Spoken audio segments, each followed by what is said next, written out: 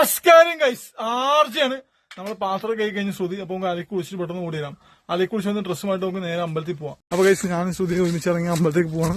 നമുക്ക് നമ്മൾ ഫുഡ് ഓർന്നാണ്. ശ്രുതി സഞ്ചിയൊക്കെ എടുത്തിട്ടുണ്ട്, കുപ്പിയൊക്കെ എടുത്തിട്ടുണ്ട്, കവറിൽ കറി വാങ്ങാൻ വേണ്ടിയിട്ട്. എന്റെ ശ്രുതി ശ്രുതി മീനൊക്കെ നമുക്ക് കൊതിയിറക്കാണ്. വലിയ മീനൊക്കെ ഉണ്ടെന്ന് പറയുന്നത്. ബാബു നടക്കാം, നമുക്ക് പെട്ടെന്ന് നടക്കാം. നമ്മ അമ്പലത്തിൽ പോലെ ആദ്യ സ്ഥലത്തി പെട്ടെന്ന് പോവാം. വിളിച്ചു പറഞ്ഞിട്ട് പോവാം അല്ലേ. അവിടെ താഴെ പോയിരിക്കാം. നമ്മൾ പരുത്തിക്കു എത്തി ഗൈസ്. അമ്പലത്തിൽ അനൗൺസ്മെന്റിൽ പോവാം. അതിലേക്ക് നമുക്ക് ഇവിടെ ഇരിക്കാം അല്ലെ ശ്രുതി. ഇന്നലെ നമ്മളെ പറ്റിച്ച് ഗൈസ് രാധ എണീരിക്കണം ഇന്നലത്തെ ഡാൻസില. ഗൈസ് ഇന്നലത്തെ രാധ ആൺകുട്ടിയായിരുന്നു ശരിക്കും. ഇവനെ ഇന്നലെ പെണ്ണാക്കി വേഷം കെട്ടിച്ച് രാധ ആക്കിയതാണ്. അന്നദാനം വിളിച്ചു. ആർജോടെ പായസമൊക്കെ കുടിച്ചിട്ടിരിക്കുകയാണ്. ഇവിടെ എത്ര ആൾക്കാരുണ്ട്.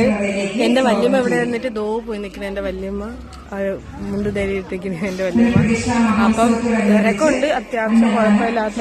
എന്തായാലും നമുക്ക് പോയിട്ട് കഞ്ഞി കുടിക്കാം. ബാ ശ്രുതിയെ ഗൈസ് 2 പാത്രത്തിൽ കഞ്ഞുമായിട്ട് വരുന്നുണ്ട്. നമുക്ക് ഓർമ്മ എനിക്ക് ശ്രുതി ശ്രദ്ധിക്കാം.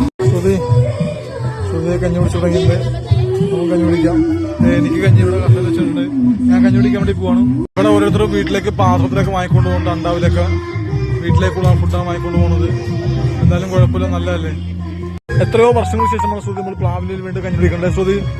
ചെറുപ്പത്തിലെ കുടിച്ചിട്ടൊക്കെ ഉണ്ട്. ഈ വർഷങ്ങൾക്ക് ശേഷം നമ്മൾ വീണ്ടും പ്ലാവിലെ കഞ്ഞി കുടിക്കണം. ഞാനും കുടിക്കട്ടെ.